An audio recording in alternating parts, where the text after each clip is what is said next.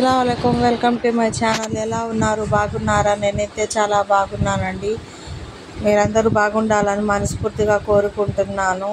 ఈరోజు బోటి మా అత్తగారు మా చిన్నత్త తీసుకొచ్చిందండి. మా అత్తయ్యకి నాకు ఒకటి తీసుకొచ్చింది. నేను ఇది క్లీన్ చేసుకొని ఉప్పేసి కొద్దిగా పసుపు నీళ్ళలో ఉడికించి అది వడకట్టేసి పక్కన పెట్టుకున్నానండి. ఈ కుక్కర్లో నూనె వేస్తున్నాను. నూనె వేసుకున్నాను. కూరకి సరిపడేంత వేసుకోవాలండి నూనె. అల్లం వెల్లుల్లి పేస్ట్ వేసాను, చూసారు కదా. ఉల్లిపాయలు కూడా వేసేసాను నేను, వేగినాయి.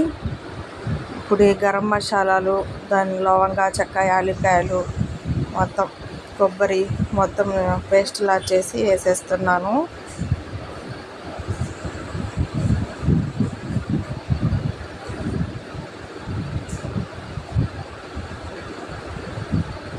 ఈ రెసిపీ కనుక మీకు నచ్చినట్లయితే, అలాగే మన ఛానల్ని కొత్త వాళ్ళు చూసినట్లయితే లైక్ చేయండి, షేర్ చేయండి, సబ్స్క్రైబ్ చేయండి. కొద్దిగా ధనియా పౌడర్ కూడా వేసానండి, చూసారు కదా.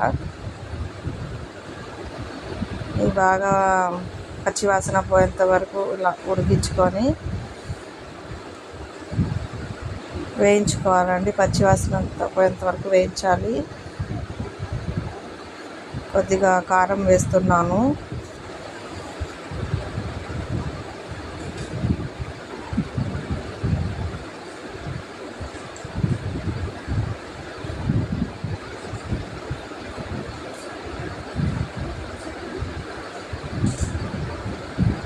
బాగా కలుపుకోవాలండి కింద, లేకపోతే మాడిపోయింది కదా. ఇది ఇలా వడకట్టేసుకున్నాను కూడా ఉడికించుకొని ఇప్పుడు దీంట్లో వేసేస్తున్నాను. మసాలాలు మొత్తం వేగినాయి. ఈ బోటి మొత్తం దీంట్లో వేసేస్తున్నానండి.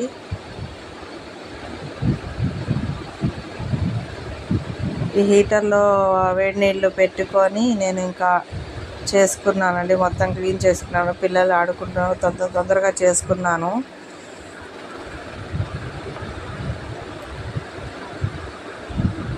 కొద్దిగా ఉప్పేస్తున్నాను.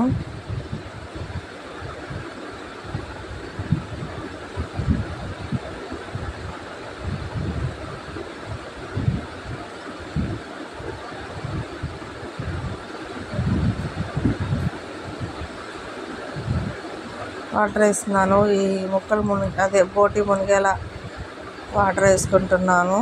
2 గ్లాసులు వేసుకున్నానండి. ఉప్పు సరిపోకపోతే ఇంకొద్దిగా వేసుకున్నాను.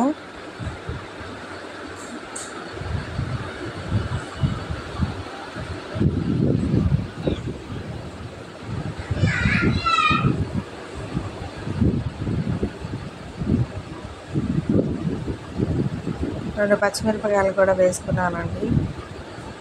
వేసేసాను, చూసారు కదా. బాగా ఉడికిపోయింది, నూనె పైకి వచ్చింది, చూసారు కదా. ఓకేనా.